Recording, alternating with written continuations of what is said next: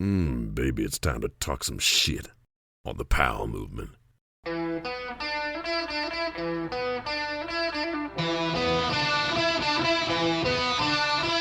Welcome to the Powell movement. I'm your host, Mike Powell, and snow season is finally over for me. I can't thank the good folks at the summit at Snoqualmie enough for making me feel safe. If you're looking for pass options for next season, the summit is the convenient and affordable choice to have some fun.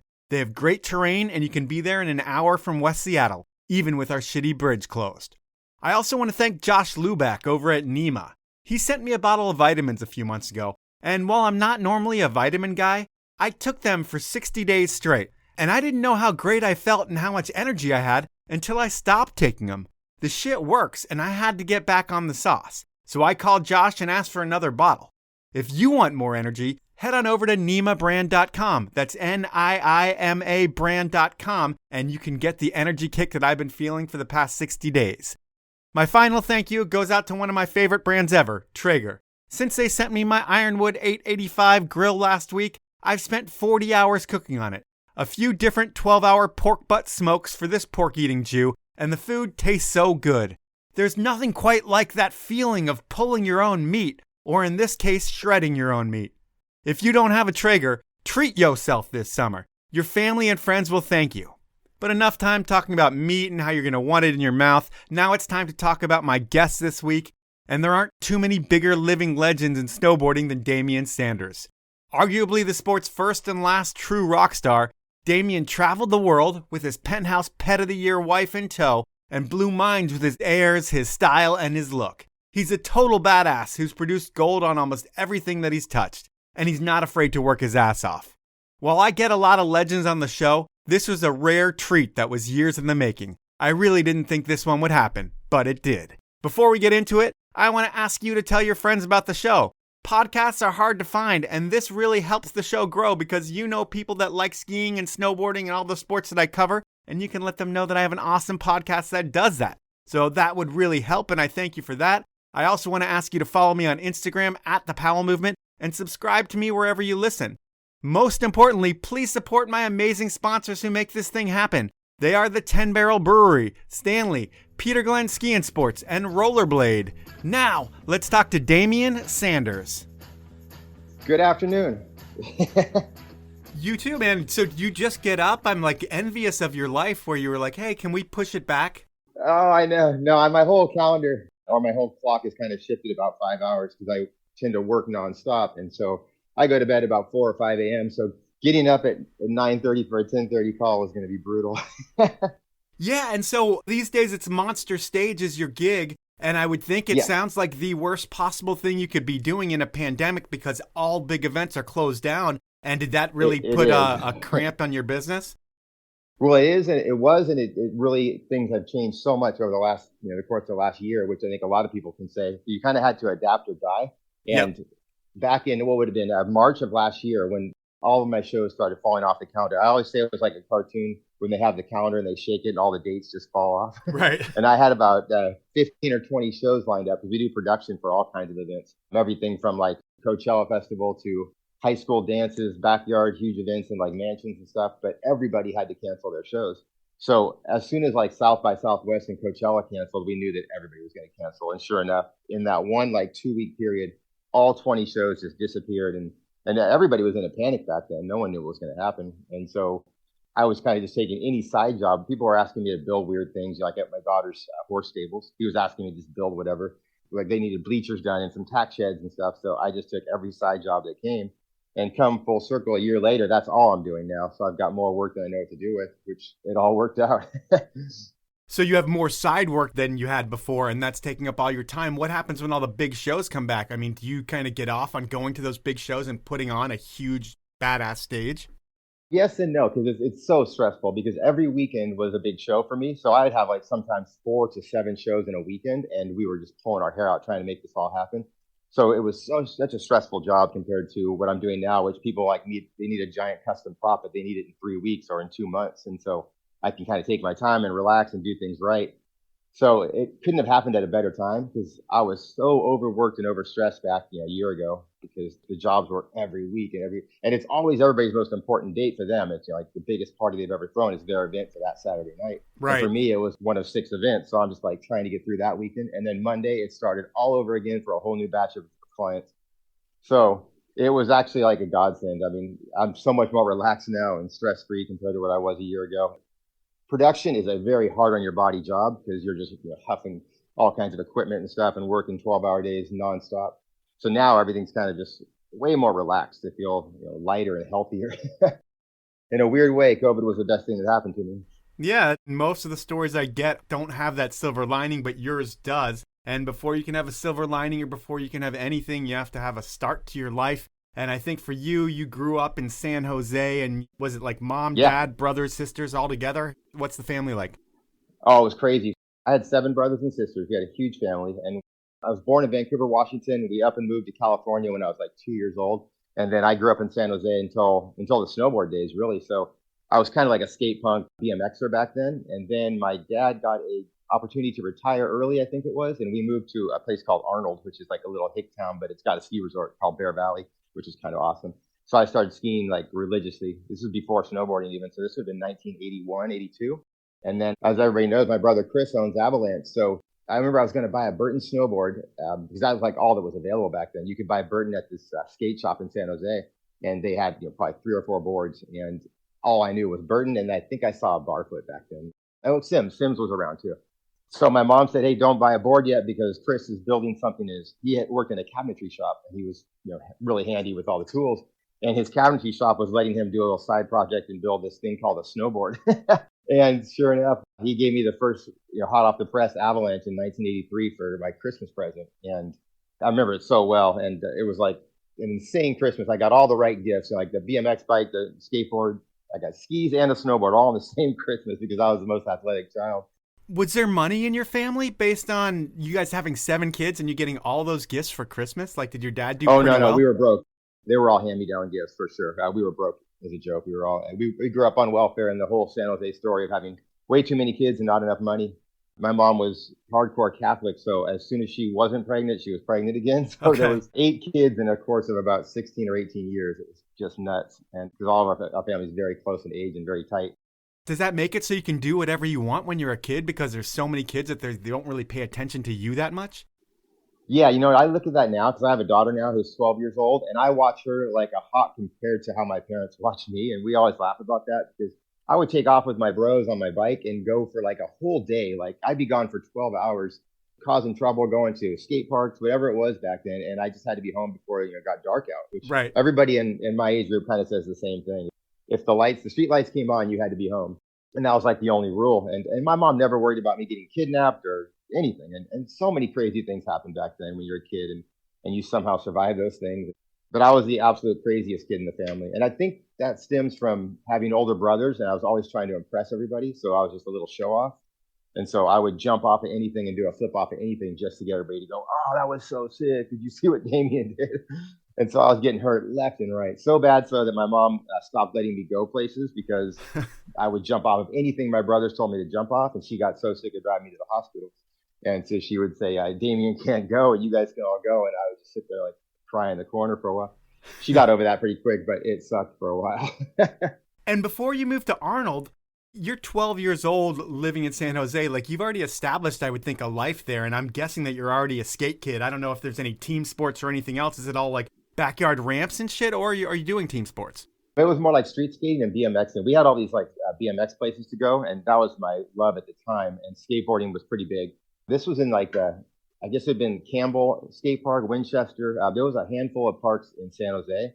And this was right before the lawsuits cleaned out all the skate parks. Okay. I don't know if you remember, but around 1979 or 80, they started suing skate parks like crazy. And they shut down like overnight. It sucked for every kid like me that was a diehard skater. So when we moved to Tahoe, or to Arnold, which was kind of close to Tahoe, I was like a fish out of water. I was like this skate punk with a little mohawk and everything. And all those guys up there were country fucks. And they did not take a liking to me at all. But I did make a few friends. I was like in this new wave punk rock stage. I even got new waviest in the yearbook. They had such a thing as new waviest. So So I had my little flock of seagulls hairdo and my funky jacket, and somehow it was a funny time. So when Chris invented the Avalanche board or made the first Avalanche board, this was like 83, 84. And my mom let me move in with him because he lived in Tahoe. Yeah, how do you talk her into that? You're like 15 years old. I know. I was 16 years old, and I think my brother saw the promise that he's like, I got this company that's going to go places, and Damian's like a good rider already, and he's so young. And this was when there wasn't that many good riders, and it was such an early part of the sport. I remember when I went to the first contest, I saw other boards, like maybe 100 other boards. I couldn't believe there was 100 other snowboarders in the world. So I had no idea that this was like a sport that everybody else was doing. I thought it was just me and my brother and a handful of people in Tahoe. Anyway, she let me move to Tahoe, and I lived with him for like my high school years. And he was a good parent, but it was mostly just about snowboarding. I got to ride every single weekend and every afternoon.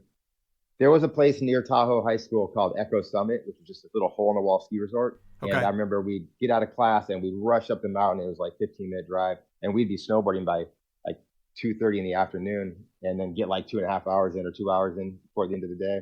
So you were going to school while you were living with your brother, so you actually really did have a regular life. It wasn't like you were doing some homeschool kind of thing and snowboarding the whole time. Yeah, it was a pretty poor excuse for going to school because I was just barely squeaking by. And I actually went to school with Sean Palmer and Rob Justina and Vito LeConte.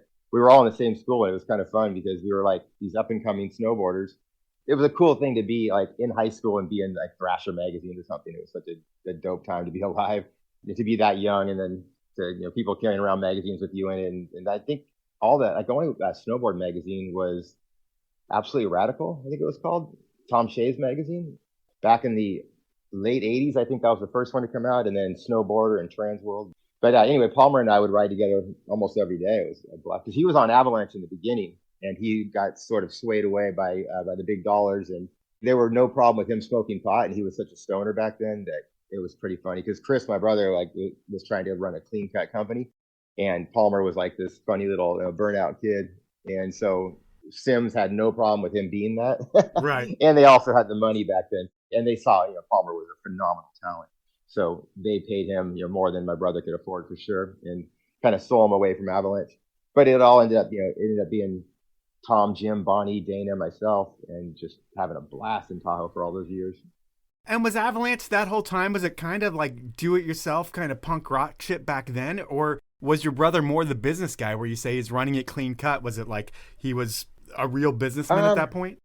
I would say he was in the middle because he was so diehard snowboarder. Him and Bev both were so into the company. I mean, they saw the promise, and they were such hard workers. And I think both. I think he had a business sense about him. I think, of course, Bev was doing the books. Bev was more of the business side of it. And then Chris was more the guy down at the cabinetry shop, building board after board. I remember going there many a night and pressing boards, and they'd come out, a little bit crooked, a little screwed up. Things would slide overnight, and we had all kinds of issues. It was a pretty funny time. It was cool because everybody in Tahoe was hip to this thing that was coming, and it was such a new and exciting sport. To be part of that back then was such an exciting time to be alive. Because now, there's millions of snowboarders, and everybody just thinks of snowboarding as something that's been around forever. But in 82, it was nobody. It was Fight Club back then, right? It was. And if you saw someone with a snowboard on top of their board, you'd actually pull them over to talk about what kind of board they had, what kind of bindings, where they rode, because there was literally a handful of us, and it was the coolest thing. It was a cool thing to be, camaraderie in the part of when that started. You mentioned the Soda Springs event, and that thing's like a world championships where you show up and you realize that there's like hundreds of other people with the exact same passion that you have. And in pure style, like you've been known to send it and go huge and kind of look at me your whole career and kind of the things you do. Yeah. But that happens at that Soda Springs event too. Like you end up, I think, going to the hospital from that event from just trying to be yourself the first time. What happens? I do remember that. So I remember seeing, I walked around the side of the ski lodge, and I saw 100 boards lined up, and I thought something was weird. Like, this can't be all snowboarders. Like, this is just maybe someone's doing some kind of a product demo, and they're all lined up. And I walked inside the lodge, and there was 100 like guys that looked like me and talked like me, and I'm like, holy shit, this is amazing. So instantly, it was this huge family of like these gnar guys. Everybody was like hardcore surfer skaters that turned into snowboarders. None of us belonged on the ski resort because we did nothing like skiers. But that contest was kind of hilarious looking back at it. They just pushed up some mounds and called it a half pipe. Right. But in the half pipe contest back in the day, at the end of the pipe, they always built, they pushed all the snow down the middle and made this huge kicker at the bottom. And they always tried to form a quarter pipe out of it, and it never worked out. It just ended up being like a launcher with no landing because it was just a point. And so I'd already tried backflips, I think, at the time, but people were, blown away by this little blonde kid who was like 15 years old that could launch airs and never landed a single one, landed on my ass on every single jump. But my body was indestructible, so I just launched these jumps. And if I got 6 or 8 feet out of the pipe and then ate shit, it was the greatest thing in the world. But I did fly off the bottom and woke up in one of those stretchers, the ski stretcher thing. What do you call those? Toboggan. I kind of woke up at a toboggan, and I woke up like out of being knocked out unconscious. And then I'm like, where the hell am I? And where am I going? And it was straight to the hospital, the dislocated shoulder. And the rest was history. So there's an injury there, and I think in your career you have the knees towards the end. But between that, I think there were bangs and bruises there, but you're pretty healthy, I think, the majority of your career, other than the knee stuff, which we'll talk about later. Yes. But when you're at that Soda Springs event, do you realize you're just as good as maybe the best snowboarders out there when you go to this event and see everybody else in action? Yeah, it's kind of funny you say that because I didn't really understand what was going on because I didn't really see that snowboarding was ever going to be a huge popular sport because there was so few of us. So to be good at that time was like just to show off and be looked at and people to go, whoa, that guy's crazy was all that mattered to me. Like I had no plans to make money or to get a signature board or anything like that. It was just how big could I go and how much attention could I get? And that lasted for my whole career pretty much. I was never like the top earner in snowboarding and I never won many competitions, but it was all about just showing off and being in the magazines or the videos and getting that attention that I think I just craved attention back then. And snowboarding was the perfect outlet because there wasn't that many good guys. I mean, I would never become a pro skater or a pro BMXer because that was already completely saturated and dominated by the pros. So snowboarding was my chance.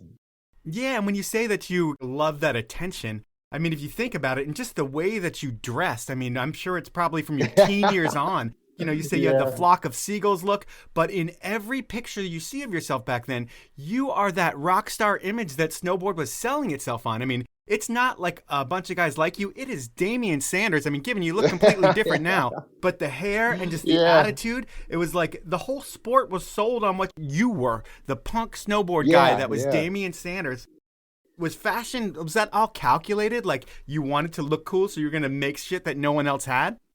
I really don't know why I got so into that. Like when I watched movies or, looked at magazines, the people that I was drawn to was the crazy punkers with the purple mohawks and things. So I was always trying to sort of emulate that in my look, but it always turned out kind of new wavy and not very punk rock. And all my favorite bands were all the 80s pop bands that we all love so much. Everybody just listens to them all day long now, but at the time it was like these guys are all so fresh and exciting. So I was like, I kind of felt like I wanted to be in a band, but snowboarding was the thing I was good at. So and I had no idea how to play a single instrument. So it was just like, I'll take this band look and go snowboarding with it. So it made no sense. And when I look back on it now, I just cringe, but it was so funny and so kind of perfect for the time because snowboarding was such a new and exciting, like when they did stories on like a newscast, it was always exactly what you'd expect. Like these rippers were shredding Tahoe, and it's just like the silliest way they explain it, just as like explain it to your grandma. And I was at the forefront of that look and feel of snowboarding, so it clicked at the time. And then now I kind of miss it. I don't see that at all in snowboarding. I feel like, not to diss on any pro, snowboarders now, but there's not a lot of personality. It's kind of like I can't tell one from the next, and it looks like one giant snowboarder. They're all kind of exactly the same. They can look at you guys and be like, yeah, those guys sucked at snowboarding. And then you could look at them and be like, they're totally cookie cutter and they're all the same. Yeah, it does look like, Shaun White kind of had a personality about him, and you could always kind of tell who Shaun White was. But for the most part, they all, they wear goggles and hoodies and hats and helmets. And it's like, this looks like one person. And they all kind of ride similar. But I guess, I say that because I'm not in the scene anymore. I'm sure all these pros know exactly people's style because I could pick a guy out of a magazine and say that's Dan Donnelly or that's Jeff Rushy a mile away because I know those guys so well and their style so well. So maybe because I'm not in the sport anymore, I don't know the difference, but it kind of looks like all one kid to me. Yeah, I mean, there is some personalities out there, but they aren't as brash or as just out there as you were. Even at that time, you look at skiers, like there was some skiers that were similar to yourself, like in the Plakes of the world, I mean, there's not many, there's Plake. Yeah. But like you guys are the ones that people look at, and you guys were the face of a generation of skiers and snowboarders. And it was because of the attitude that you guys had. And when you look at it now, it's like you were the first real rock star of snowboarding.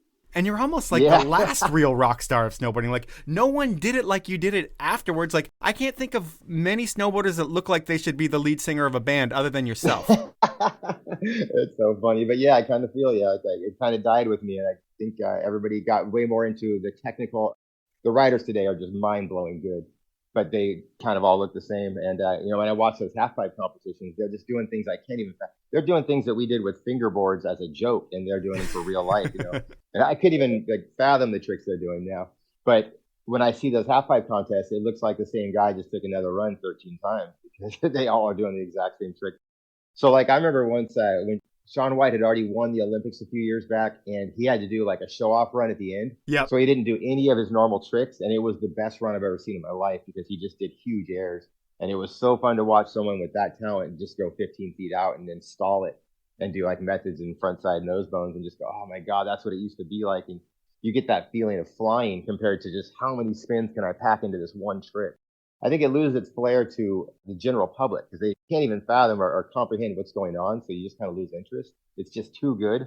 And so when they just do a huge method or a big old sailfish, you're like, oh, I can feel that. I understand that. It's just beautiful. So it is what it is. Progression is progression, but it was sure fun to just launch and not know those tricks. Now it's time for my first sponsor break, and I love the fact that I've been working with the 10 Barrel Brewery for over 4 years. While there are a lot of copycat breweries out there, 10 Barrel has supported ski, snowboard, and bike since they started in Bend back in 2006. And since then, they have not only been brewing the tastiest beers to come out of the Northwest, Profuse Juice being my favorite, but they've supported so much in action sports. Protect Our Winners, the Surfrider Foundation, and so many other rad properties and events, along with an all-time team of athletes. 10 Barrel supports EJack, Lucas Walks, Curtis Cizik, Carson Storch, Ben Ferguson, Brittany White, and brand new to the team is a Powell Movement alum, Kate Zelef. 10 Barrel really puts their money where their mouth is, and they do things the right way, so support the beer that supports what you do. You can find out more about the athletes, the events, and everything 10 Barrel over at 10barrel.com. My next sponsor is Stanley. You know, the brand famous for inventing the category of keeping things hot and cold way back in 1913? It's that green bottle that your grandpa used to keep his coffee hot. Well, it's camping season, and Stanley has the best, most innovative products to make your adventure better. And I'm going to save you money on your purchase. Here's what you need to do to get the discount. Head on over to stanley1913.com, go shopping, and make sure to include a set of pint glasses, which are my favorite. And when you check out, you're going to save 30%. That's right, 30%. All you need to do is enter the code DRINKFAST, that's all one word, all lowercase at checkout. And if you spend $100, I'll send you a collectible Powell Movement beanie. Those are my sponsors. Now let's jump back into the podcast. It was all about the way that you could poke something out or tweak something, and the unique thing about yourself in doing that was you were a part of the guard that wore hard boots, while most people had transitioned into soft boots and was more riding freestyle product. I mean, you were riding freestyle product, but you were still in a ski boot, which is different than almost everybody else in snowboarding. But I would think that you must have put hours upon hours into cutting apart your ski boot type things to make them work. Like, how much work did you have to put into your boots? So that's kind of funny because everybody thinks I wore a stiff hard boot, and it looked like that from the outside view because they had that plastic shell, but we had cut them up. Dana and I we were like mad scientists in the shop. We were just cutting and tweaking. Like, I put my board on and I go, okay, to do a mute grab or a Japan Air, I have to tweak here. So I'm going to cut this whole part of the plastic out. So by the time we were done with it, it was just like a soft boot. It actually almost softer than a soft boot because you were just using your liners, and the shell was just your front and back motion. So the hard boot shell was just like having a high back and almost like a front high back, like, because you could lean and power through like choppy moguls and stuff and just lean on your boots compared to like a guy in soft boots has to use his legs so much more. So our always used to say I could, hit jump so much faster than most people and fly across, choppy areas and stuff like with power because my boots were so solid.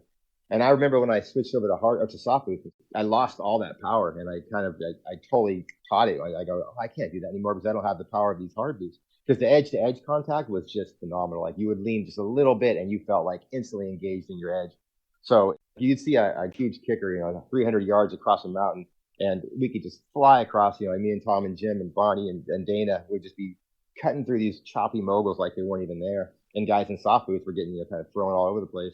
So they had definite benefits, And, clicking in and clicking out, I always loved that. I just thought it looked so primitive to put on buckles and snap them every time. And we were always trying to like emulate skiers where you can get off the lift and just click in and go. And I thought the whole time I was doing that, and the whole time through my career, I thought this is going to take off one day. They just haven't caught on yet. And it never took off, and I just couldn't believe it. Even when they started coming out with step-in clickers and things that you could actually get off the lift and just step in, it just never really clicked in. People always clowned it. It was for beginners, they said. Yeah, it felt like a beginner thing, like a rental thing. And it was so strange. So now when I see, like, I get off the lift now, because I do go snowboarding once in a while, and I see 30 kids sitting on their ass, clicking their bindings in, like, sitting there ratcheting, and like, this seems so old school. Like, I can't believe they haven't, in 40 years, it hasn't been improved upon.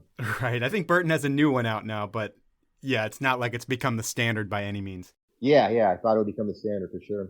In point of the story, I could tweak so hard because my boots were cut up so much and modified so much that it was no longer a hard boot. And to start with, they weren't really ski boots. They were those toe flax, and they were like a hiking boot. Yep. So they already had quite a bit of flex, and they were kind of low compared to a ski boot. Okay. So a ski boot I would consider more like a cast, and the ones I was using were more like a hiking boot and almost like a like a Converse tennis shoe. Yeah, like the old plastic reinforced hiking boots that they used to make that you don't see as much anymore.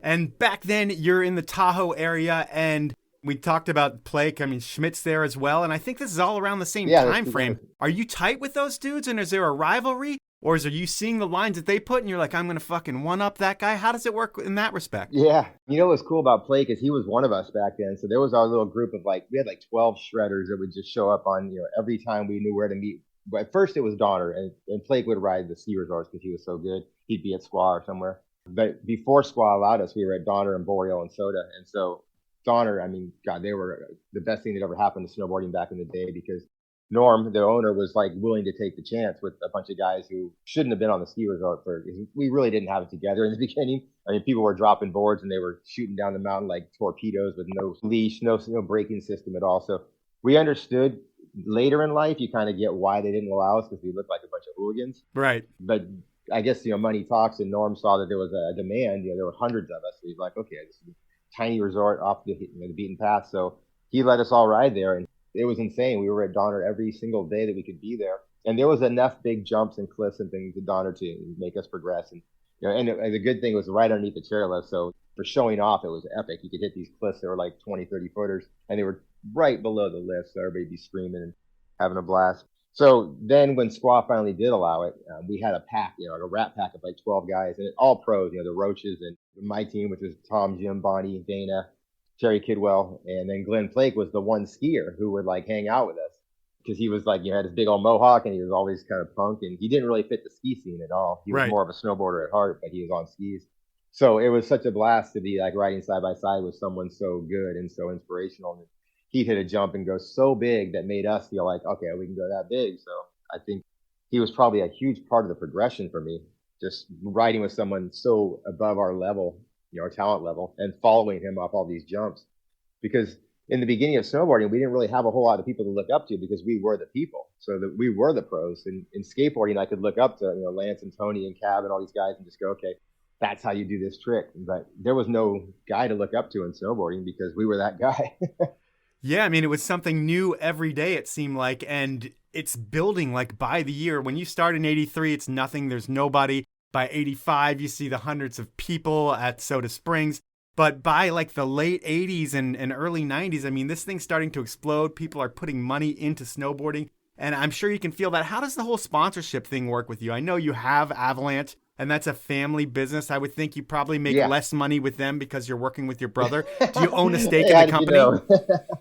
Yeah, that's kind of funny. No, I didn't, and I should have because I wasn't ever thinking about my future back then. It was just how hard can I ride? How much air can I get tomorrow? And that's all I cared about in those days. And Avalanche did pay me, and I had a signature board that I got some royalties on. But really, when it came to paying me, Ocean Pacific was my godsend because they had deep pockets, and they were my clothing sponsor, and they were fantastic to work for and to work with. I think Bonnie Crail was my boss, and she was awesome. She came from the surf industry. And so it was me and Dana and Steve Graham, Dave Cioni, and we were all on the same team, which just made it so much fun to travel, and they were paying all of us. I'll never forget, I was at, what's the big place, Bachelor. I was in the lodge at Bachelor, and I was negotiating my contract with Ocean Pacific, and this was in the early days of my career. And she said, we're going to pay you, I think it was $60,000 a year. And I'm like, a kid. And I'm like, 60,000. I've never even heard of $60,000. What would I even do with that much money? And I was freaking. I was like, this is the greatest day of my life. Like, I'm going to be rich, because that was so funny. I'm so young. I'm like 20 and I'm like $60,000 a year. I'm rich. And so I said, what about Dana? Because he was my teammate, and Dana and I traveled everywhere together. And they said, we don't really have it in the budget for Dana. And I'm like, oh, shit, because I didn't want to travel alone because I was all about the entourage. Yep. And so I said, what if I gave some of my money to Dana? And she goes, you really want to do that? And I go, hell yeah. I go, I don't want to do this alone. And I go, how about if you give, I think it's like 15 G's, and I ended up taking the remainder because it was more money than I'd ever heard of in my life. So I'm like, I'll just give a bunch away to Dana so we can travel together. And sure enough, she goes, well, if you feel good about it, no problem. I go, we'll get 2 for 1. And I said, let's do it. And then I went and told Dana that, he got paid too. And it was like the greatest day. And sure enough, we got to travel, pretty much travel the world. We were in Japan, we were in Australia, all on Ocean Pacific's dime back then. It was incredible. Who else is paying you? Black Flies for a while there. And that's right in your image too, because like your image has kind of always seemed like it was less snowboarding, more like fast cars, fast women, and partying really hard. And Black Flies seemed to fit that really well. They kind of came in at the perfect time. I think I was close to my injury stage in my career and stuff. I had moved down to Huntington Beach, and I was like going back and forth. I'd live in Tahoe in the winters and Huntington Beach in the summers. And so Black Flies was released around the same time. I think that was early 90s, late 80s. And they just took over Huntington Beach at the storm. And so I ended up getting like a signature sunglass and no payment as much, like if I can remember. I was so wrapped up in just being a pro snowboarder and just launching airs and getting in the magazines that I didn't ever really think too much about how much I should be saving for a future or planning or anything. And I could just shoot myself now because I was making money for a kid. I was getting paid from all these different companies, either royalties or payments or paychecks. And I never saved a dime. I just partied through it and went, kind of lived like a rock star and lived that life for the longest time. And then that's right around the time I met Brandy also. And this was, I think, 88, 89. And the rest was history. I mean, that's when it got really wild and crazy for me. Yeah, I mean, because you think about it, you're like 19 years old at that point, and it seems like with you and your brother, you both got married super early. I don't know if that's having Catholic parents or having 9 kids in the family or whatever, but you guys get married really young. For you marry a Penthouse Pet of the Year, which is like checking off many boxes on the rockstar checklist. And I think there's 2 ways someone can go with that. You can either be the jealous type of person, or you can be the type of person that wants to share this information with everyone. How was being married to a pet for you? Well, she wasn't in the magazines until we were already together. She was so gorgeous, and I got her into snowboarding in the first couple of years. We were riding all the time. We moved to Tahoe and moved back to Huntington Beach area. And then we were looking through some porno mag. I remember in the back, it says like earn $1,500 a day. And she was already thinking about going into modeling. We had no idea. We were so naive. We had no idea that the modeling in the back of the porno mags was naked modeling. So we called the number. We set up a meeting. They said, come on down to our place in the valley. Of course, it was in the valley. So her and I walked into this place, and we were such little kids. And we're looking around at all the pictures on the wall, and all the girls are nude. And we're like, what in the world? Like, where do we go? And the guy walks up to us, introduced himself, and I go, hey, is this naked modeling? And he goes, yeah, you didn't know that? You didn't give it away that it was in the back of a porno mag? And I'm like, oh, we had no idea. And then I had a quick little talk, and I said, I'm cool with it if you're cool with it. And she goes, yeah, I'm cool with it. And they took her in the back, and they basically said, take off your clothes and take photos. And we were so shell shocked. We're like, okay, I guess this is what you do. Like, this is how you get into this industry. And right off the bat, every single guy that walked through the office, because we had to sit in the waiting room for a while, was like, I want her for Thursday, I want her for Friday. And she got booked for 8 shows in a matter of minutes, or 8 photo shoots. And so right off the bat, the one rule we made, because she was so uncomfortable with it, and so was I was just like a puppy. I had no idea what we were doing. I said that I had to be there at all these photo shoots because she felt very uncomfortable. Mostly just men shooting you naked, and it's really odd. Yeah. And so I remember the first photo shoot we went on, and I was stressed and she was stressed. And so they had this cool set inside of a warehouse. And so she goes in, we both go, we meet the photographer, we meet the assistant guy. He's kind of looking at me like, what are you doing here? But he knew that her boyfriend, or at the time, his husband, had to be with her because they did not feel comfortable. And so he's like, well, while you're here, you can help my assistant paint this thing in this other room. We're getting ready for the second set or whatever it was, the second photo shoot set. So I went into the other room, and I'm helping this assistant guy, and he's like a young guy like me, and we're talking about bullshit stuff.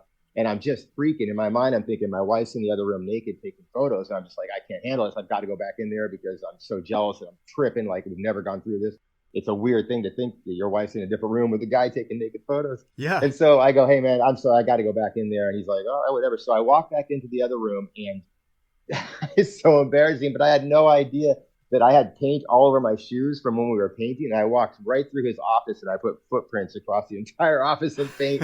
And he had nice offices. And then I go into the room and I sit down, and he looks over at me like, what the hell are you doing in here? Like, this is awkward. And then I'm like, hey, sorry, man, this is kind of the rule. I have to be here. And he's like, okay, whatever. And so she did the photo shoot, and it was way more comfortable if I was there watching this. Like, okay, now kind of got a security guard in some way. And so then we walk back towards the office, and he's all, what the hell is this? And he looks at the ground. He's like, are you fucking kidding me? And I look at my feet, and I go, oh my God, I'm so sorry. And she just goes, oh my God, this is like the first photo shoot, and you just walk through the offices with paint all over your feet. And so I spent the next 2 hours like on my hands and knees, cleaning all the paint off the floor. I'm sure there's a lot of people on their hands and knees in that office. Yeah. So she ended up making so much money doing this. She was getting shot every week, and it was like every time was $1,000 to $1,500. So we were getting money from her and then money from snowboarding, and we were like living this rock star life down in California, living in Huntington Beach area.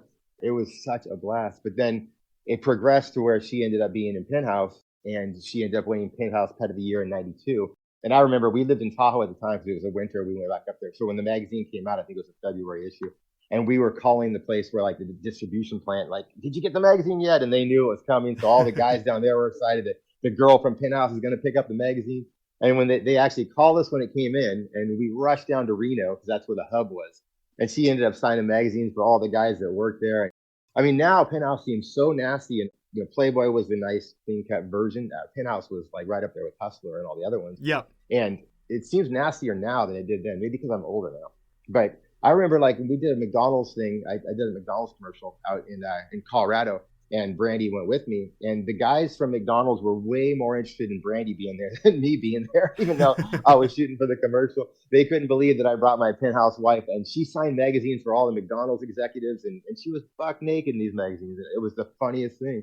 And they thought it was the greatest thing ever that Damian brought his hot wife. That was so funny. Does it ever get weird when you bring her to snowboard stuff and all the 19, 20-year-old guys are like, have seen that magazine and have probably used it to do something for themselves? Yeah. Well, at the time, it didn't seem weird at all. Like, I had a bunch of naked pictures of her in my wall, and I would show anybody who wanted to see them because I thought it was the coolest thing that my wife was in the magazines. And at the time, like, I'm 20, 22 years old, 21-year-old rock star looking guy, and to have a girl in the magazines was like, what an achievement. And the worst part is that I get to walk away from that, and we've been divorced for many years, and poor Brandy has to have that, it's in her past, and she can never escape it because those fucking magazines never go away. Well, nobody reads print anymore. Yeah. But if you Google her name, it's such a drag. She's trying to live a normal life, and she's in movies and things, and like those damn magazines haunt her, and I feel so bad because it was so easy for me just to walk away and say that was fun. No skin off my back. It was fun in my life, and then I get to go on to the next thing, and she has to live with it. So I always felt terrible at the end of it all. Yeah, if she was runner-up, she probably wouldn't come up in the Google search. But since she won Pet of the Year, she comes up. Yeah. So when she won Pet of the Year, she won a Shelby Cobra, one of those like replicas. Whoa. It was like a $50,000 or $60,000 car at the time. She won a motorcycle, big screen TV, fur jacket, all this jewelry, and like $25,000 in cash. It was damn. For us, we were 20 something, and we were freaking going, I can't believe it. So they showed up at my house. I remember we were living in Huntington, and they showed up on a flatbed truck with a red Shelby Cobra with a white stripe down the middle. And I'm looking at this going, this is not real. They're going to give me this fucking car. And he has me sign the papers. He's all sign here. And he goes, hey, I've been driving across the country with 1,000 cars in my life. He goes, no car has ever gotten more looks than this car. So he backed it off, and it had that sick exhaust and everything. And he backed it off. He gave me the keys, signed some papers. And he's like, okay. And he drove away, and I got the keys. And I'm looking at this car going, you got to be shitting me. And I live in like a 2-bedroom apartment with another snowboard buddy. And I'm like, this is unbelievable. And so we drove around the block and stuff. And I had no idea how much power that car had. So I remember we went around to Main Street, and I'm turning right from Beach Boulevard down to PCH. So if anybody knows the area, you're turning right. And so this guy's sitting at a bus stop, and he's all, punch it, man. Because it was a convertible. I could hear him really well. And I looked like a punk rock kid in a Shelby Cobra. And I punched it, and I did a full 180 fishtail, and I'm freaking like trying to straighten it out, and it does a full 180 the other way. So I'm zigzagging down the PCH, trying to get it under control. But the funny part is on the first 180, I was aiming right at him and he jumped off the park bench and he took off running. And then I fishtailed the other way and I got it under control and I'm sweating going, oh my God, I almost just crashed this fucking car. Oh, it was hilarious. Just thinking of you in that car and just thinking of you at that time and how you dress. Like when that guy comes to your door in the morning with those cars, are you like, I mean, I just imagine Sid Vicious almost just like a fishnet shirt and tight pants. And you're just like, let's go ride this car around the block because we can. Yeah, it was very similar to that. I had a purple mohawk, black and purple mohawk. I had all this ridiculous jewelry and stuff. And I just like wore eye makeup all the time and got into this car and just took off. But the funny thing is that she couldn't get it registered in California because of the smog. So she ended up trading it for a new Lexus and it worked out great. And then the motorcycle she won was a street bike and I called Suzuki. And I went, hey, can I trade in the street bike that we just won for a dirt bike? Because I was a total dirt biker. And they're all, hell yeah, bring it down. And they were more like, hey, bring your wife down. Because they knew the whole scene, what was going on with this whole trade-off thing. And so I went down there and I remember they took pictures with her in front of all the bikes and stuff. But they ended up giving me like a 1991 Suzuki, brand new. It was insane, like a 250. And they took the other bike. I just signed some papers and I'm like, oh my God, I just got a free motorcycle, a free car. It was so amazing for the time. It was perfect for that rock star look of snowboarding. It couldn't have been better. It's time for another sponsor break. And now that ski and snowboard season is over, Peter Glen doesn't stop. They're the one-stop shop for all of your summer needs. You want a pair of inline skates, a wakeboard? Peter Glen has it and has had it for over 70 years. They are a mom-and-pop group of shops that do a great job competing with the cutthroat online guys, but still offer a low price guarantee, free shipping on orders of over $50, and a no-hassle return policy. They support a lot of great things in action sports, this podcast, Johnny Mosley, and so much more. So when you go shopping, please check out peterglen.com to get some of the best prices and the greatest variety of products on the internet. My final sponsor this break is Rollerblade. Yes, inline skating is back. Actually, it never went anywhere, and it's one of the best full-body workouts out there, especially for skiers and snowboarders. Why? Inline skating not only burns about as many calories as biking and running does in an hour, but compared to a bike, inline is the no-hassle option. You don't need a rack, and you can travel with them. And you can't even compare inline to running based on the punishment that running puts on your knees. Plus, inline skating is super fun. To find out more about the inline skates, check out rollerblade.com, or you can get their award-winning Ski-to-Skate app over on the App Store. Those are my sponsors. Now let's jump back into the podcast. We're going to overuse the word rockstar, but you were truly the face of snowboarding at that point, and I think you owe a lot of that to the guys at Fall Line Films, because I think you start with those dudes from day one. I think Western Front, Snowboarders in Exile, tons of videos with those dudes. And were you just an athlete with them, or were you involved in shit on a deeper level, like good friends with those guys too? We were great friends, and these guys were Tahoe locals. Jerry and Artie were great guys, and they were living right in the same little hut. We all lived in Donner area at this time. I remember I lived with Steve Graham and Dave Sione at the time, and we hung out with Tucker Franson and the Roach Brothers and all those other guys. And that was our daily occurrence. And then we heard about this movie they were making called The Western Front. And I didn't think anything of it because they didn't have a name for themselves, and they were just kind of like this project guys.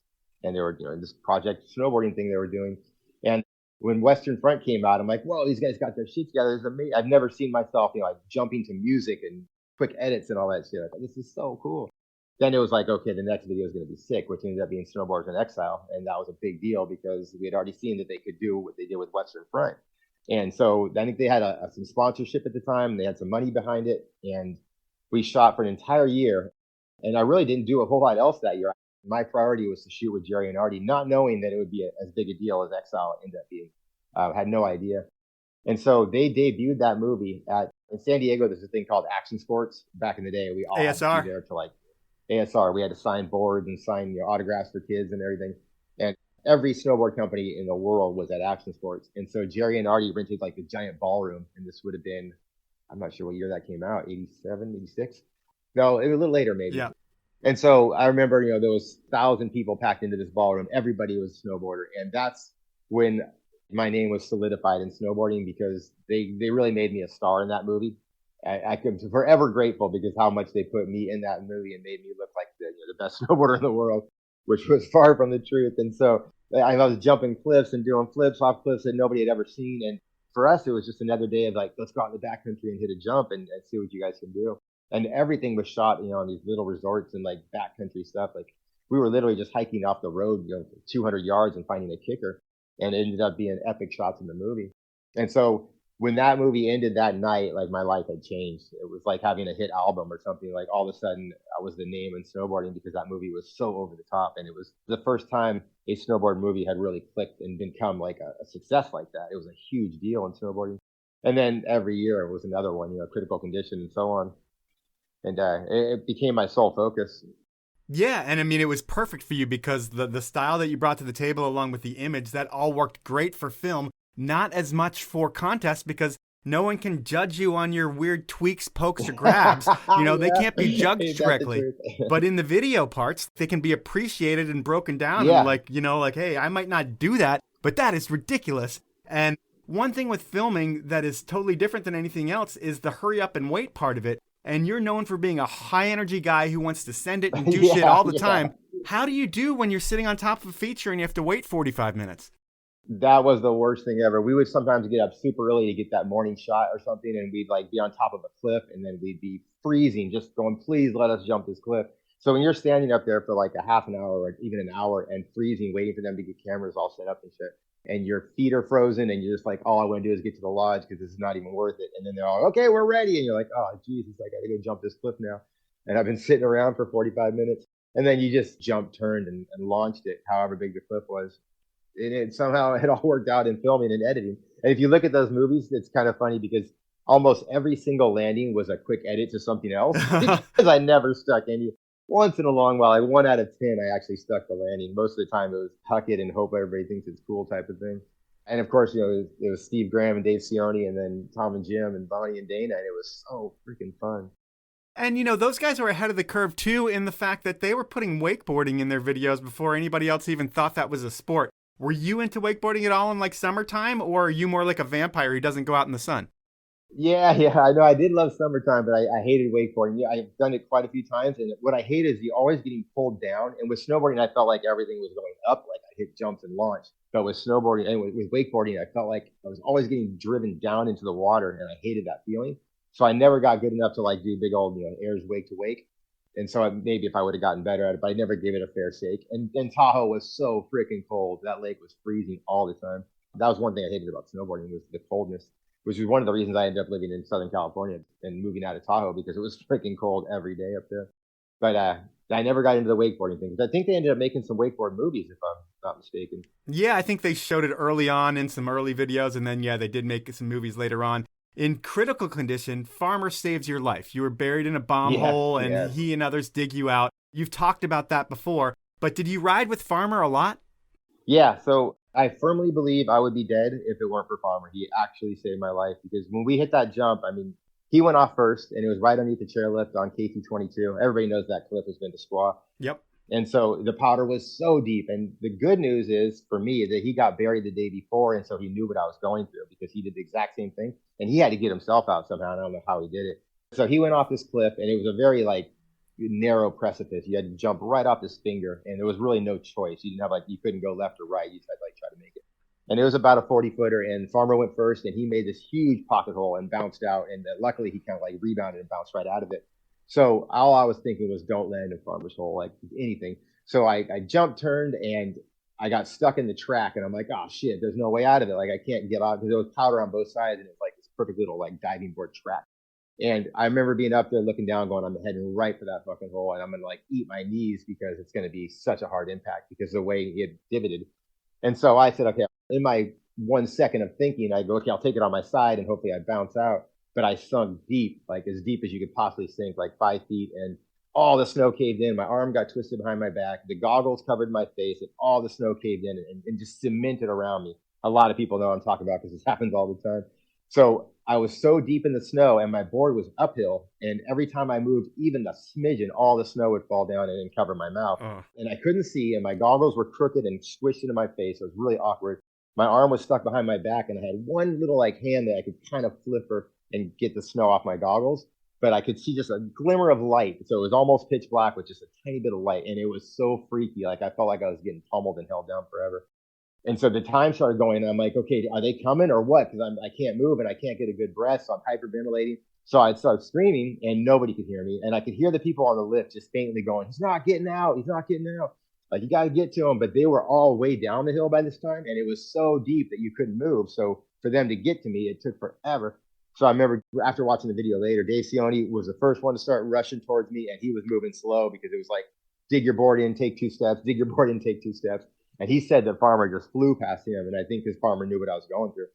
So we watched the video later. It ended up being 9.5 minutes of being buried. And I was gasping for air the whole time. So it's like being pummeled for 9.5 minutes. And you know, when you come up and you get that one breath and the next wave hits you? Yeah. Well, I never really got that good breath. I was just like barely breathing so I wouldn't move so that I wouldn't make more snow fall in the damn hole. And every time I like screamed, more snow fell in the hole. So I just have to sit here and wait and hopefully not die. And they get here in time. And I didn't know if they were coming. So that was the worst part because it was a long time. And 9 minutes when you're like that seems like an eternity.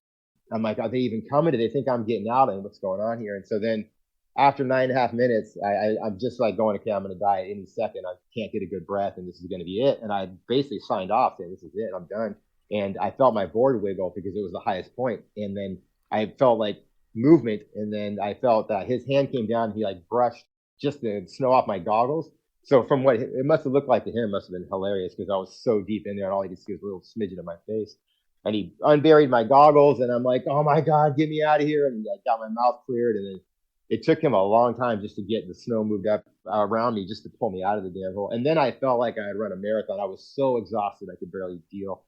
And he pulled me out and I just sat there on the mountain for like 20 minutes going, I can't fucking believe I almost just died. And I couldn't thank him enough.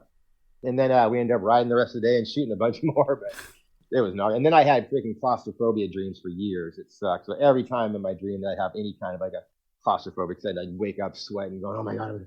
Oh, cool. So even to today, I can't get MRIs in those tubes anymore because I have to get MRIs for shoulders and knee injuries. And I have to do those open ones now because those things freak me out. That's a scary, scary story. And you get saved by Farmer, who is, I won't say a scary, scary individual, but a unique individual. He is. And, yeah, big woolly mammoth. And I mean, what kind of trouble does that guy get you in when you're traveling the world or traveling around with him? Because I would think that while you look like you're fuck authority and you look like you're totally punk, but I think you're a normal dude inside. Yeah. Farmer looks like a big athlete. Like he's a giant dude who looks really strong, but he's fucking crazy. Yes. Oh, he's absolutely crazy. And he was nuts the whole time. But when we traveled together, he was like such a cartoon character. He's like larger than life. So everything he said was funny. Even if he was trying to be serious, it was funny. And then that he can rap and do all that was just like the icing on the cake. And such a powerful rider too. And it was such a fun time because it was him and Parada and Steve Graham, Cioni. We used to all end up at the same places, whether it be Japan or Blackcomb or wherever. And we'd all power ride together and just have these insane sessions. And then we'd all end up in, like the local bar or whatever. And just Farmer's antics were so freaking funny. Just being around that guy was like watching a TV show because he was, like I said, larger than life. His head seemed bigger than everybody else's and all that hair and everything. Yeah. And he was like a modern day Spicoli. He was freaking hilarious. Did you ever figure out who he was as a person? No, not really. We never had any deep heart-to-heart talks or anything. We ended up getting into a fist fight once at a house party that I had. It was unfortunate, but I used to have those pimp and hoe parties at my house. Yep. And he came to one. He was in town. I remember this was like in the early 90s. And I think they got a misinterpretation of what the pimp and hoe party was. So he had a crew of like 4 or 5 guys, and they came to the house party. We were all dressed like pimps and hoes, and these were like legendary parties. And I think he thought that it just meant you could grab girls and do whatever you want, and it wasn't like that. These were all like friends of ours, or girlfriends of ours and stuff. And so everybody's like going, "Who is that guy? He won't keep his hands off me." And who is like, "You got to do something about that guy. It's crazy, and he's so rude," and blah, blah. And so at the same time, the cops busted up the party, and everybody's leaving the house. And there was like literally 200 people in my house because I had this like mega party house back in the day. And I'm in the kitchen, and someone punches out the kitchen window as they're leaving through the side yard, because the side yard was the exit. And I'm like, what the fuck? Like the whole window shattered into my kitchen. And I run outside. I'm all, what the fuck? Who did that? And it was right when Farmer and 3 of his buddies, who I don't know who the guys were at the time. I just remember it was Farmer. And his buddy was the guy who did it. But for some reason, Farmer goes, I fucking did it. And like got in my face. Like, I go, what the fuck are you doing? Like, aren't we bros? Like, what the hell are you thinking? But all he was doing was standing up for his buddy that made a dumb move, which was such a drag. Later, I find out the truth. And so instantly that turned into a fist fight. And we went back and forth fighting, and it got bad. And then like we had to pull everybody off each other. And then he took off with his bros. And it turns out I find out the next day that it wasn't even him. It was his buddy. And it was a shame. So I put a little a little flaw in our relationship for a year there, and then we, basically kissed and made up, and it was all fine. I ended up seeing him in Tahoe, and we ended up riding together again, and it was all. And you keep riding, I mean, through Fall Line. I think you go to Standard after that, and you have like 8 or 9 years of like video part after video part after video part. And it's a sick career. And while the sport is modernizing, with your look, your image, and your history, plus the way that you air off of things, you can be one of those dudes that rides forever on a snowboard and is a paid pro, unless there is an injury. And you have a knee injury that's like a podcast in itself. Is it one of those knee injuries that's way worse than a pop? Oh yeah, this was horrible. So this was career ending, which just sucked. So we were doing, we were at the Blackcomb Windlip, and we kept going bigger and bigger. And it was slushy. It was summer. I think we were at Craig Kelly's snowboard camp, and that was the best time ever. So Craig was nice enough to have me be a camp counselor or a coach, I guess, at these camps. And so all we did, it was like me and Duck Boy and Noah and Craig and Dan Donnelly. We just had to basically show off for these kids, and they just wanted to be around the pros. And so Craig had the foresight and the business sense to create these camps. And I remember getting, he would drive up there. I always had my motorcycle, my skateboard, my mountain bike, and my snowboard. And my wife and I would drive up there, and we would teach these kids. But it was kind of funny because they'd always go like, Craig, okay, this guy's going to teach half pipe. This guy's going to do this. Who wants to go jump with Damian? And like all the kids would go, let's go jump. And I kind of felt bad for the rest of the coaches because they just wanted to go. All these kids wanted to do is go have fun and hit launchers and watch me hit launchers. So it wasn't even like I was teaching. I was just showing off the whole time, which was perfect for me. So they had these 2 horrible half pipes side by side. And we'd go up there and I just, teach these kids how to do little front side nose bones or stale fishes. And they thought it was the greatest thing in the world. And then, of course, I've got Brandy with me. So they're like, holy shit, he's got his penthouse wife with him. And at the end of all these days, we'd go back and get in the hot tub. So it was like they had this pool connected to the resort we were at and the hot tub. And so Brandy is like 20-something in her G-string. And these kids are like 14, 12. And they had never seen anything like Brandy in their life. She was the bomb on all accounts. These kids were just like, holy shit, that girl's got a G-string on and these giant boobs. And like, they thought that was better than snowboarding. It was the greatest thing in the world for them. And so long story short, we were on the Windlip and we were sessioning, going bigger and bigger. And all the kids were out there. So it was a big show off session. And I was talking to Ken Achenbach and he straightened me out. I thought it was Sean Johnson who was doing the contest with me. And in all these interviews, I always said it was Sean Johnson, but it ended up being Doug Lundgren. Who there's a famous picture of him jumping the Windlip, and it looks like he's in outer space, like he just got shot out of a cannon. And that was the day I think that we were competing. So we were going way too big for how good the landing is, because the Windlip landing is kind of shitty. It's just the launch is the most beautiful jump you've ever seen in your life. Yep. It's like a 20-foot wave.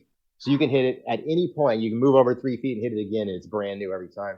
So we kept hiking higher and higher to see who could go bigger. And he kept going bigger than me. And I'm like, who is this fucking guy? I got to go higher than him. And I knew him, but I'm like, this guy is just pushing me. So I hiked 10 feet higher on the mountain to get my starting point, and we would just jump, bomb it, and hit this thing and go as big as we could. So I went huge, probably 20 feet high, flew down the mountain about 60, 80 feet. And then I landed perfect, but my knee went the other way, like backwards, and completely shattered everything in my knee. Tore my ACL and my MCL and all these different things. And the worst part was I couldn't stop falling because it's steep enough where you got to slide out and try to stop yourself. And I tumbled down the mountain with a blown out knee for another 100 yards, just going head over heels and ragdolling. And then when I finally came to a stop, I'm screaming, I'm holding my knee going, I know this is the worst ever. And I look back up to where I got to go because everybody's up at the takeoff because that's how you get out of there in the summer. There's no going down from there. You have to go back up. And so I had to hike back up with this blown out knee. So I was dragging a limp fish behind me. I take my board, drag it in, do a step, drag my knee up, and it sucked. And so then I got to the top, and then somebody helped me actually walk over to where you can actually snowboard down.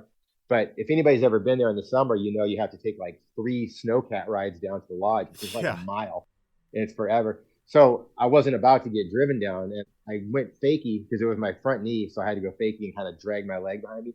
So I rode fakie for a mile down the mountain with a blown out knee, and that hurt like a bitch. And then I got to the bottom, and then I got help to my car.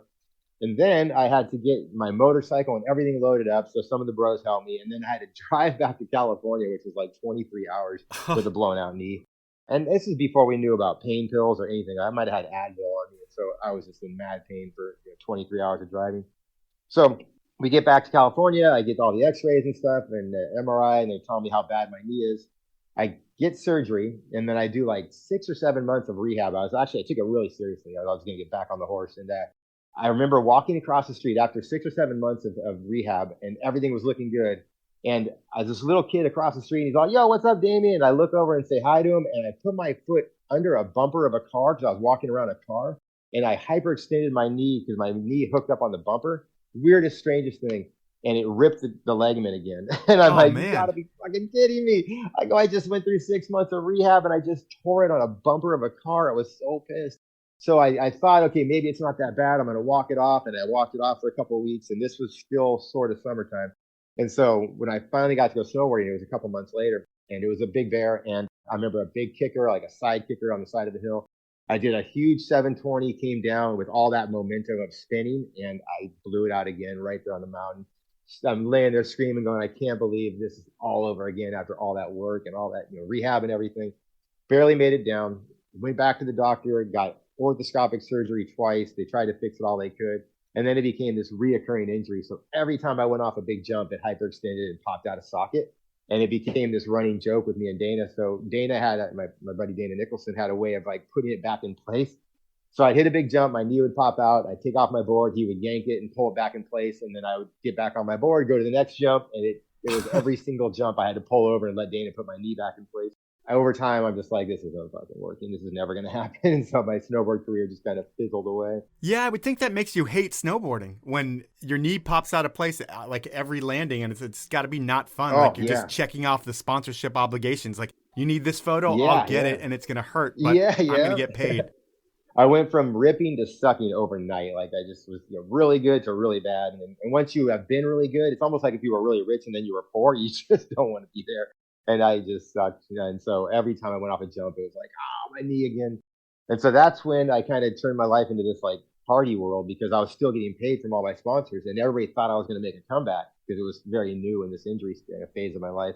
So I was getting paid, bank every month. And I had a ton of entourage of friends, and so that's when I started throwing house parties, which got bigger and bigger and turned into the nightclub thing that I did for like 10 years there. That's kind of when I disappeared. Yeah, because it's like Damian 2.0. Yeah, it was the second chapter. Yeah, because you decide that you're going to milk snowboarding. It's like a calculated decision of like, you know what? I can't do it very well, but I'm going to milk this thing for as long as I can, which I don't think there's anything wrong with that when you've paid the price and you've done a lot for the sport. Yeah. And then you get a house in Huntington Beach. And I think the people you're partying with down there, I mean, it's your snowboard crew is still part of the family. But then you have the Penthouse pet world of people. You have all the local strippers. You have the Crusty Demons of Dirt crew. Yes. So there's all these personalities and all these characters in your life. And you just look around the room one day and you're like, shit, we could have a pimp and hoe party and it would be fucking awesome because all these people get it and they'll dress up and they'll do it. And you have that first party where, I don't know if you have 200-300 people at your house, everybody's dressed like pimps and hoes and everybody has an amazing time. Is that an epiphany where you're like, fuck, I'm going to monetize this now? It absolutely was. So what happens, I started throwing these house parties because I had the money and I had nothing to do with it. It was just like, let's have another party, let's go out to another club. And my house became legendary as the place to go like for the after party. So whenever there was a club, everybody would end up in my house and we'd party until the sun came up and then do it again the next day. And my old partner, John Huntington, was a bar manager at a local club. And then he came to my house party and he's like, dude, you got quite a following of, like all these half pros and top pros. And there was like motocrossers and skateboarders and surfers and they're all partying in my house. And he's like, you got to do a club at the club that I work at. And so I tried that and it actually worked. It was called Nocturnal Underground. And it was all gothic and vampire-y and it was kind of hilarious. That went for a couple of months and it just wasn't my thing. And then we ended up getting a huge venue called the Galaxy Theater. And it was like the perfect mesh of everything. Like techno music had just hit Orange County. Ecstasy had just come out on the scene. We knew every stripper in town and all of our friends were pros at something. So we started this nightclub. And from the first night, this was back in 1996, there was 1,500 people that came through the door on the first night. And for 10 years, it never slowed down. So we were just killing it. I mean, we were making like drug lord money where we couldn't spend it fast enough. And it was phenomenal. So we had it every single Monday night, which was my partner's idea because he said that let's do it on industry night. And I didn't know what that was. And he said that all the people who work in strip clubs and nightclubs are off on Mondays because no one does shit on Mondays. So let's make it industry night because all these people have nowhere to go. And it worked like gangbusters. And so we sold out the first night. And then every single Monday for like 3 years, it was sold out. And then it got so big that we started moving to Saturday nights. And then it went for another 5 years on Saturdays. And then in this time, we started throwing pimp and hoe parties at my house and at the club. And they got so big for the club that we ended up doing arenas in Las Vegas, and we sold out 10,000 seat arenas. And Holy I couldn't shit. believe the shit that was going on. So this was like in 2000, 2001.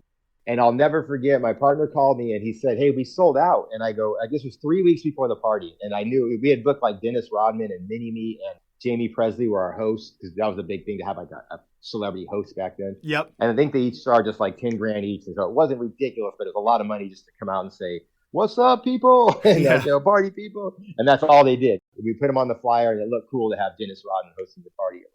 And so I'll never forget, he called me, and it was 3 weeks before the event. He goes, "Hey, we're sold out." And I thought, oh, the VIP, because we had limited VIP tickets. I go, "Oh, VIP sold out?" He goes, "No, 10,000 tickets are gone." And I'm like, "You got to be shitting me. That's like $500,000 in revenue." I couldn't believe it. And so it was sold out. This was at the Mandalay Bay. And I'm thinking, all I have to do now is produce this insane party, because there's no more ticket sales and no problem. And the party went off unbelievable. It was the best party in history. I'll never forget, divvying up that money when it was all over. And like my take was like 170 grand, I think it was. And his Holy was crap. 170 grand. And this was like being young and throwing nightclubs. I'm like, are you kidding me? I made all this money throwing a freaking nightclub. And that started the progression of everything from then on, which is like clubs and parties for a solid 10, 12 years there. It was just nuts. And such a perfect timing. Everything just fell into place. It was the perfect time to be in the club scene in Orange County. And we kind of forefronted that whole thing at the time. It was epic. And if you think about it, you've seen just about everything, I would think, from being a pro snowboarder to the Penthouse Pet Days to all these parties. Like, there's some crazy shit that you've seen with your own eyes that only people you might only dream of or not want to see. What is the craziest thing that you've seen at one of your parties where you opened the wrong door and you were like, "Oh my God, I got to leave"? There was a lot of sex going on at the Galaxy Theater, because they had these VIP rooms that we would actually sell these rooms for $1,000 each, and there's 8 of them. So you got like your crew in and plus this room, and you got a security guard. And so this guy, huge guy, would stand in front of each door. And so we had 8 security guards lined up. And so in these rooms where all the debauchery happened. So the regular club was everybody, almost 2,000 people on a packed night were just going crazy. And it was like the walls were sweating in this place. Music was way too loud. It was all techno. The stages were my specialty. And so I built these elaborate stages, and that was my part to deal with the show, which was the go-go dancers, the DJ on the stage. And then my partner was the business guy. And then my other partner, Joey, was the guy who got a lot of like the Orange County locals to go. So we had this perfect synergy of just like the right people doing the right thing. But many times you'd walk up, because I was the owner, I could walk in any room I wanted to. So I'd walk into these like orgies going on and just go, "Oh shit, wrong room, turn around." But the security guards would be like the lookout. So as soon as like the cops showed up, which they did every night, at one time or another, they do a walkthrough. The security guard would just like poke his head and go, "Cops are here," and then everybody would clean up, and the cops would look in and go, "Oh, what a nice group of people." And then as soon as the cops, because back at this time, this was the early '90s, the cops didn't know what ecstasy really was, and they knew, but they didn't know it was the big part of the nightclub and the techno music and everything went along with it. And it was just the perfect time, because it was like, I always equate it to like maybe being like in Haight Street in the 60s and 70s when that was happening and all the hippies were running wild. We were kind of like our version of that. It was such a perfect time to be alive and to be in that scene. We just caught all the elements at the perfect time. You couldn't recreate it. It was amazing. Could you be doing any of that stuff while you're putting on an event, or is that something No. I was so into the show. Like I didn't even have a drink really until 11. And then when the show was on and the club was running smoothly, then I was like, okay, I can have a good time and party and stuff. But until then, like I was so focused on making this club the best thing in the world.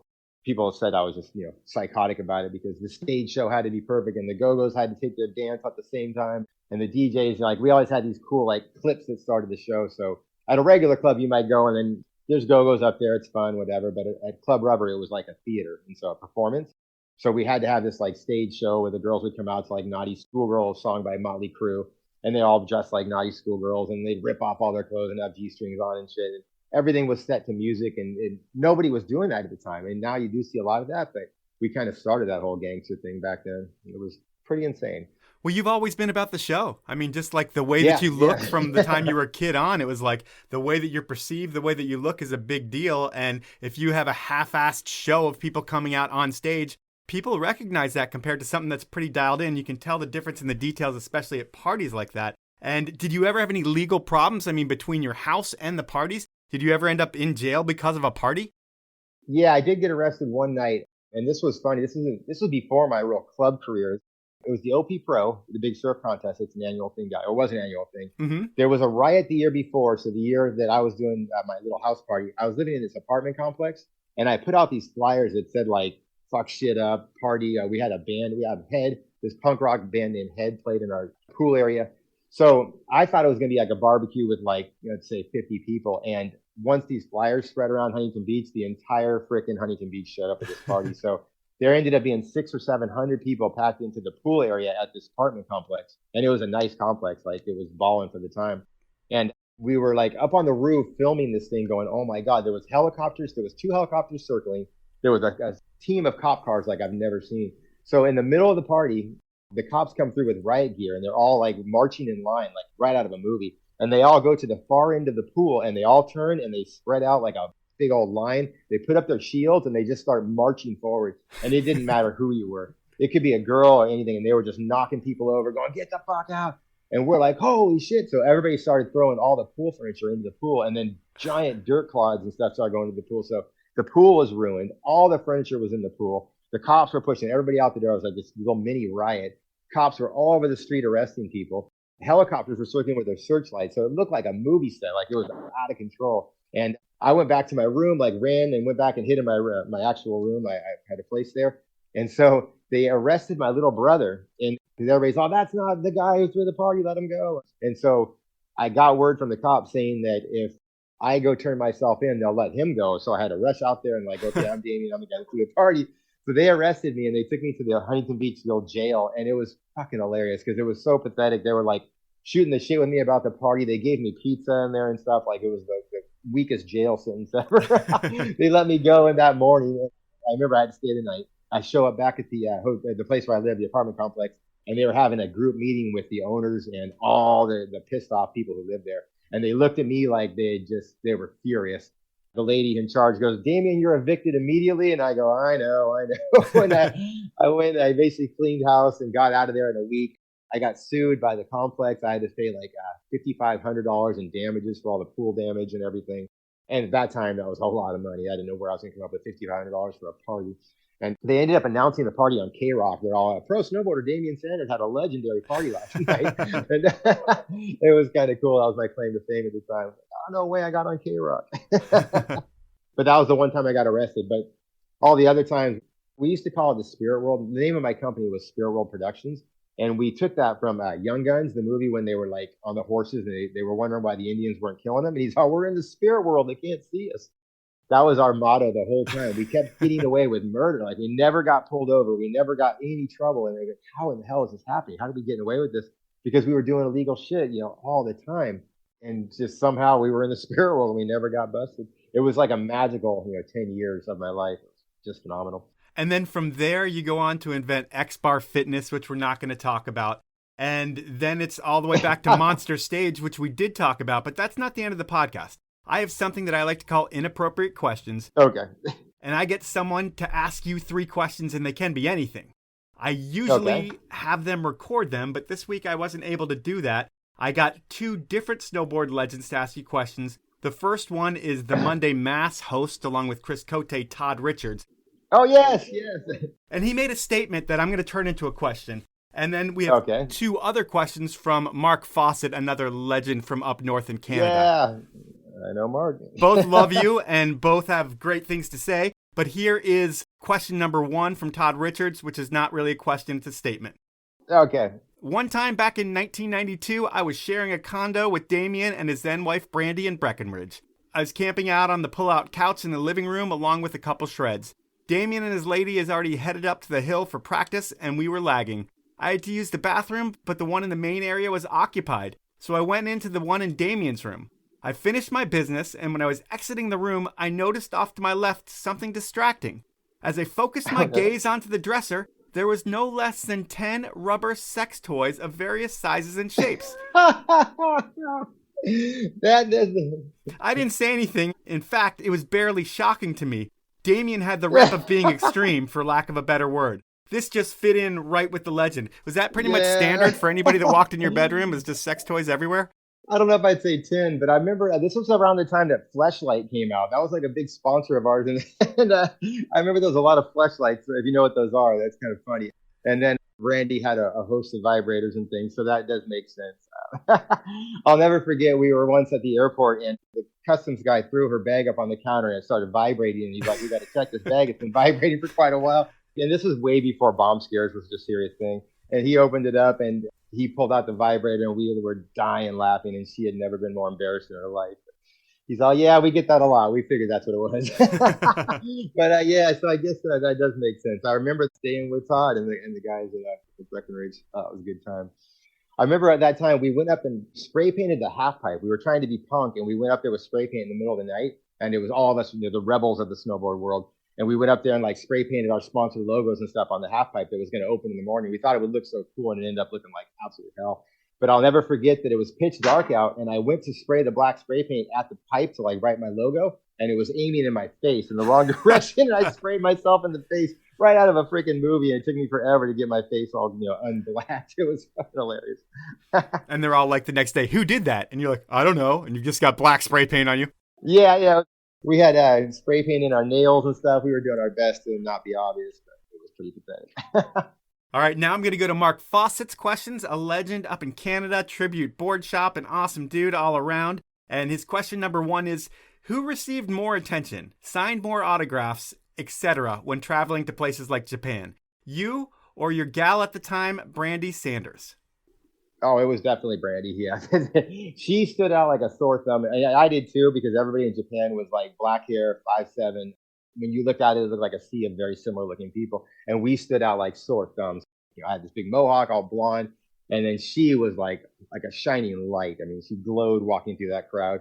And everybody's looking at this girl like, holy shit. And when they found out, like all the snowboard world, of course, knew, but the people we just interacted with found out her story. She was signing autographs all day long.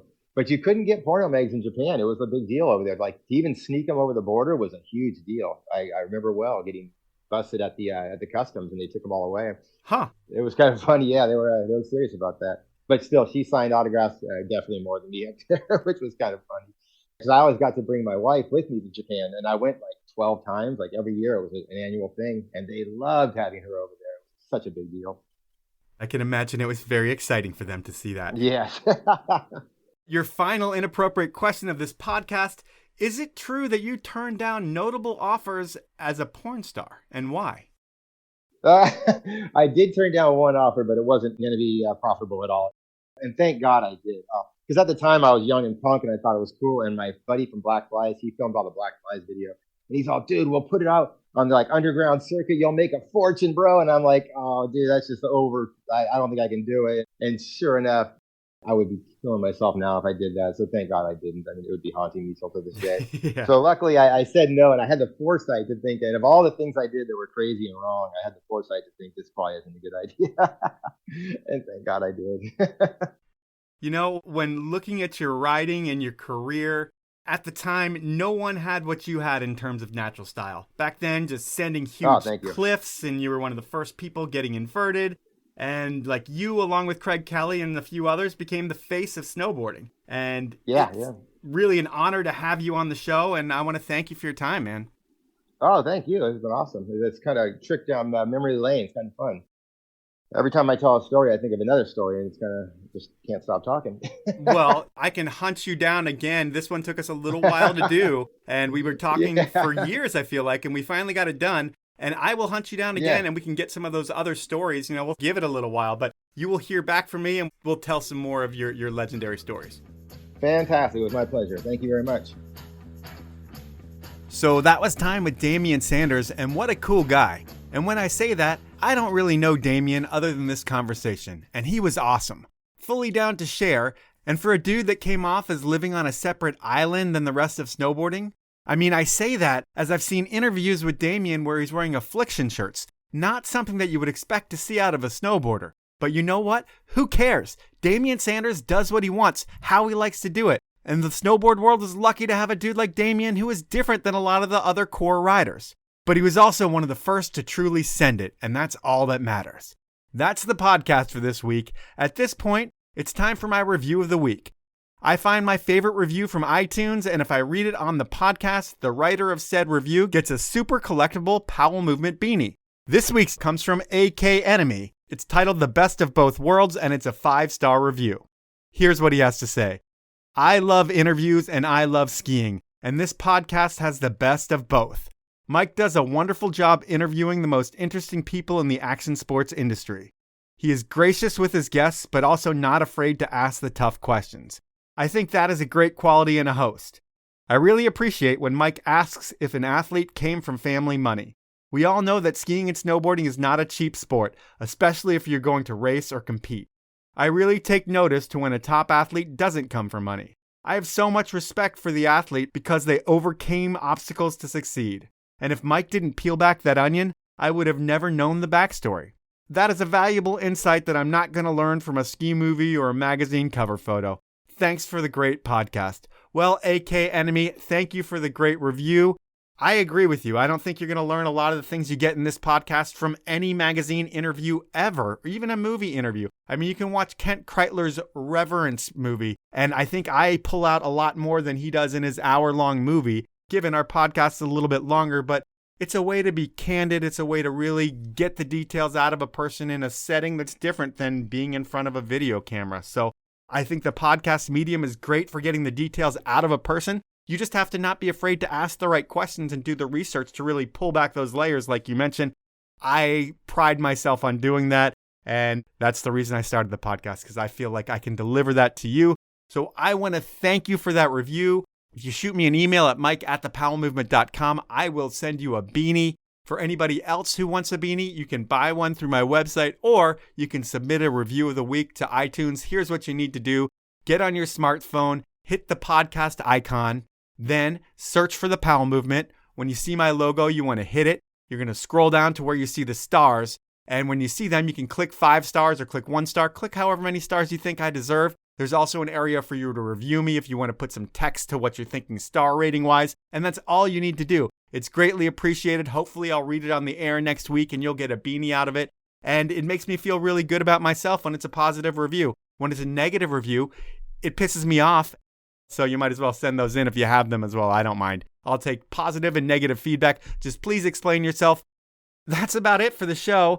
I need to thank you guys for listening because you are the most important thing that makes this podcast happen. The second most important thing that makes this podcast happen are my sponsors, and they are Stanley, Peter Glen Ski and Sports, the 10 Barrel Brewery, and Rollerblade. Have a great week, everyone.